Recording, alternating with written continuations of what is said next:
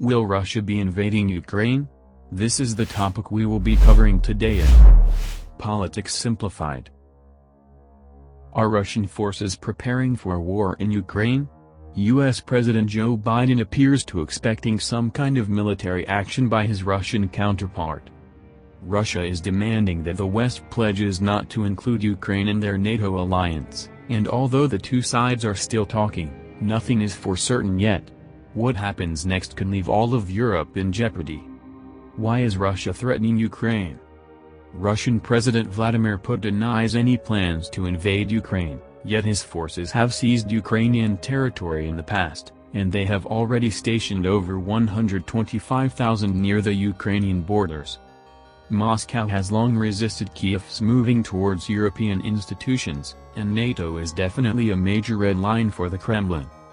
Ukraine has borders with both the EU and Russia, but being a former Soviet republic it has deep social and cultural ties with Russia, with Russian being widely spoken in the country. There are even separatist regions that are in favor of Russian policies over Ukraine's current look to the West. Russian annexed Ukraine's southern Crimean peninsula and backed separatists who captured large swaths of eastern Ukraine in response to Ukrainians deposing their pro-Russian president in early 2014. The rebels have fought the Ukrainian military ever since in an ongoing conflict that has already claimed more than 14,000 lives. How serious is the risk of the Russian invasion? Moscow claims it has no plans to attack into Ukraine's territories. Russian Armed Forces Chief Valery Gerasimov has gone as far as denouncing reports of an impending invasion as a lie. Tensions are high, however, and Putin has even threatened appropriate retaliatory military technical measures if what he describes as the West's aggressive approach continues. The risk of conflict is quite real, NATO Secretary-General Jens Stoltenberg is a warning, and President Biden says he believes Russia will infiltrate into Ukraine.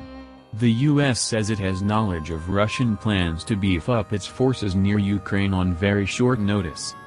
Russian TV has broadcast footage of tank exercises close to the Ukrainian border. Washington says Moscow has presented no explanation for the troops deployed close to Ukraine, and Russian troops and tanks are also stationing in Belarus for what the Kremlin is describing as military exercises. Russia's deputy foreign minister is comparing the status quo to the 1962 Cuban Missile Crisis, when the US and Soviet Union came to the brink of nuclear conflict. Western intelligence services are suggesting we could witness Russian incursion or invasion as soon as early 2022. What does Russia want from NATO? A moment of truth is how Russia is recasting its relationship with NATO. For us it's absolutely mandatory to ensure Ukraine never, ever becomes a member of NATO, said Deputy Foreign Minister Sergei Ryabkov. Moscow accuses NATO members of pumping Ukraine with weapons and Washington of provoking tensions. Putin is claiming Russia has nowhere further to retreat to. Do they think we'll just sit idly by? Putin is actually seeking NATO retreat back to its pre-1997 borders, demanding no further eastward expansion and ending all NATO military activity in Eastern Europe. That would mean many combat units pulling out of Poland and the Baltic republics of Estonia, Latvia, and Lithuania, and no NATO missiles stationed in countries such as Poland and Romania. Russia has also proposed a treaty with the US barring nuclear weapons from being deployed beyond their national territories. What are Russia's interests in Ukraine?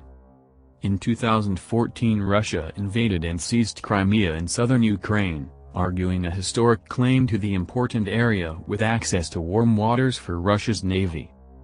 In past Ukraine was an important member of the Soviet Union before the socialist state collapsed in December 1991. Putin describes historic development as the disintegration of historical Russia. An insight into Putin's thinking of Ukraine was presented in a lengthy piece published last year when he described Russians and Ukrainians as one nation.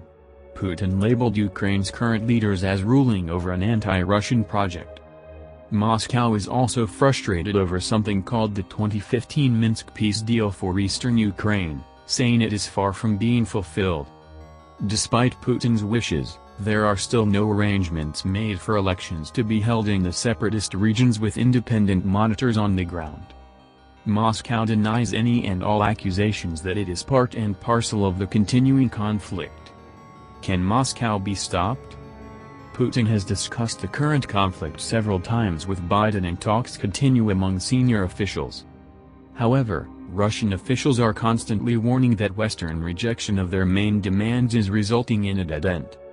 How far Russia will go is a serious question on the table. Biden is warning that a full-scale invasion would render a disaster for Russia. Biden did make controversial remarks about a possible minor incursion, adding that the West would end up having to fight about what to do. Any move across the border constitutes a renewed invasion, the White House has emphasized, while pointing out the Kremlin does have other weapons, including cyber attacks and paramilitary tactics, as seen before in Georgia back in 2008. The Pentagon has accused Russia of gearing up for what is described as a false flag operation, saying Russian operatives are preparing to carry out sabotage attacks against Russian-backed rebels, in order to then claim reason to launch an invasion. Moscow denies such allegations. The Russians have also handed out 500,000 passports in rebel-run areas of Ukraine, according to reports. Therefore, in a scenario of Moscow not receiving its demands, Putin could justify his preferred series of action as measures aiming at protecting Russian citizens. However, if Moscow's sole objective is to force NATO into retreat, there is little to no sign of such plans ending in success. The 30 members of NATO have flatly turned down any attempt to have their hands tied for the future. "We will not allow anyone to slam closed NATO's open-door policy," said U.S. Deputy Secretary of State Wendy Sherman.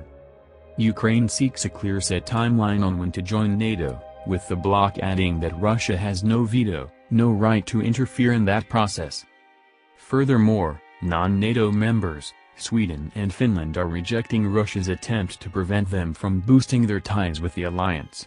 "We will not let go of our room for maneuver," the Finnish Prime Minister said. Will the West go all the way for Ukraine? Washington has made it crystal clear it has no intention to dispatch combat troops to Ukraine's territories while emphasizing a commitment to assisting the country to protect its sovereign territory. The Pentagon has already ordered 8,500 combat-ready troops on alert. They could be sent to NATO countries in Eastern Europe at short notice. Moscow is already alarmed by such a move. The West's main tools appear to be focused on sanctions and military aid, such as advisors and weapons. Despite talks between Moscow and Washington, Biden has been threatening that if Ukraine is attacked, Russia's leader will witness measures like none he's ever seen.